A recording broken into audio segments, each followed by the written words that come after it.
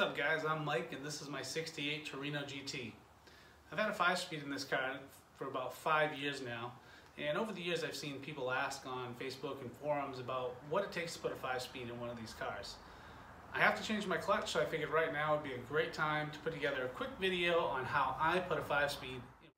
So this is my 68 Torino GT Fastback. It has a 302 5-liter HO roller cam motor, which is a 50-ounce balance. This is going to be the same engine in a Fox body from 85 to 93 with the 5-speed. Run through the parts real quick, what I used to put this together. If you just buy a complete clutch, bell housing, T5 out of a Fox body, you should be in pretty good shape. This is the block plate starter shim, 50-ounce flywheel with 157 tooth, 10.5-inch clutch. If you buy a new flywheel, you might need to get the Dowel Pin Kit from Ford Racing. Speedometer Gear. Now this car when I bought it was a 4-speed, and I just took the Speedo gear off of the cable and put a T5 one on, and it worked fine. I've since gone to 430, so we're going to put a new one of those on from the 411s. The bell housing is out of a Fox body. It has an 86 part number on it.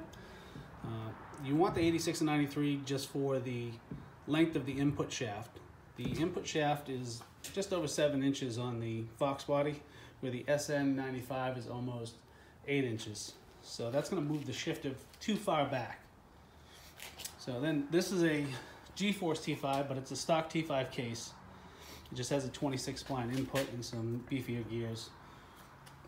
As far as the mount, I used the mount that was in the car when I bought it. It had a top loader 4-speed, and I've looked all over for a part number, but there's nothing on it except for this. This does have a part number from 66, and it says AU65. There's a C6 part number, but this bolts right onto the T5. And when I put the T5 in first, I had a Ford 8-inch in the back, and I needed to shorten the drive shaft. So I had that done. It's pretty cheap. And then I upgraded to the 9-inch, which has a 1350 U-joint on it. So instead of having the drive shaft shortened again, I went and had a custom aluminum one made with the 1350 U-joints front and rear with a Sonex forged yoke. And this is pretty nice. It only weighs about 13 pounds. The toughest part of this swap is probably going to be linkage. If you have your Z-bar that's already in there from a 4-speed, you can probably use that. There's an adapter for the bell housing you can use to make it work. At the time, when I did the swap, Modern Driveline had this kit available online, so I figured that would be a real easy swap. It turns out this wasn't really designed for a Torino. They've since discontinued it. I think I was the guinea pig because I put it in and it broke, and I worked with them and we re-engineered it.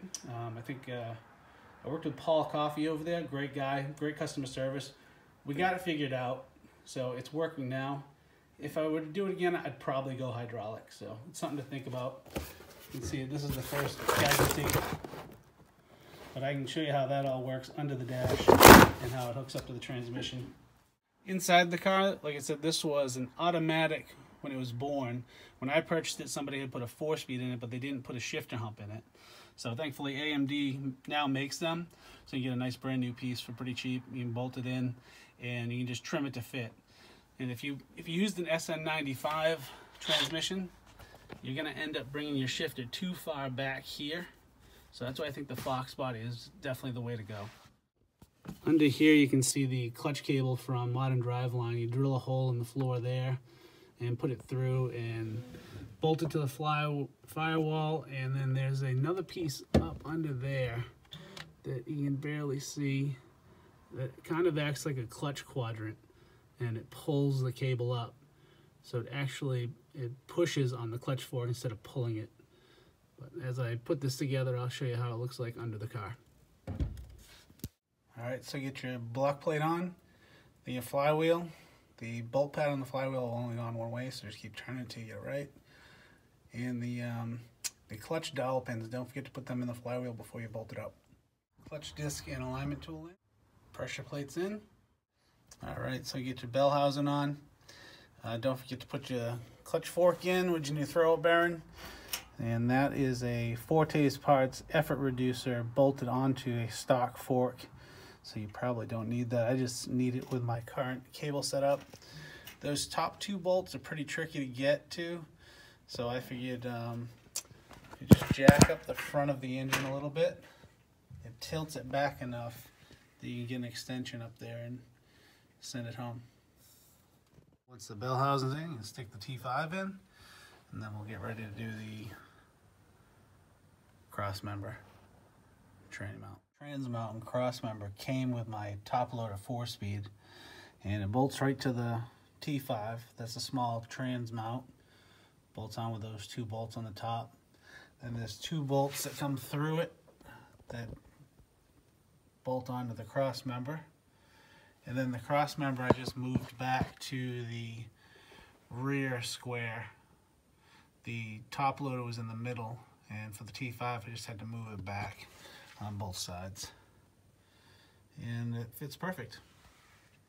T5 speedometer gear clips right onto the speedometer cable that was used for the top loader.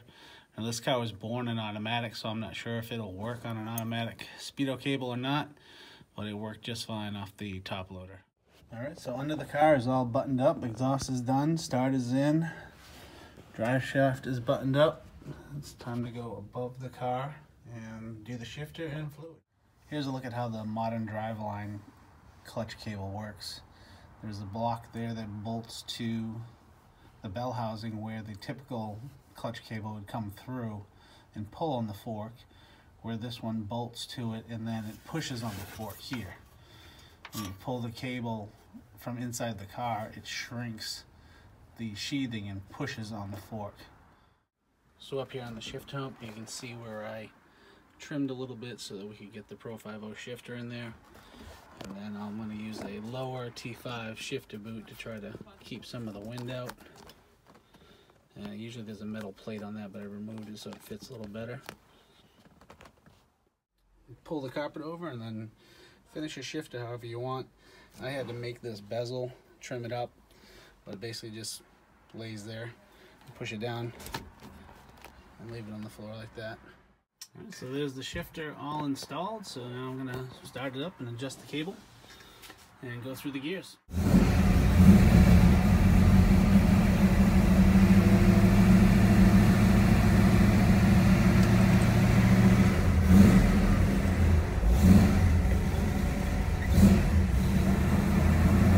Speedo gear's working.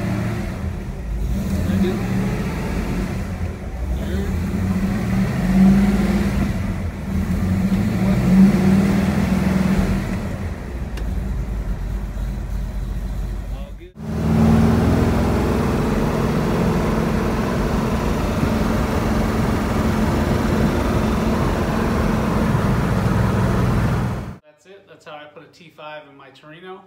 Hopefully it helps you out if you're looking to do the swap, give you an idea what you're in for. And hopefully we can get through this pandemic and get back to the racetrack. Hopefully the next videos will be at the track.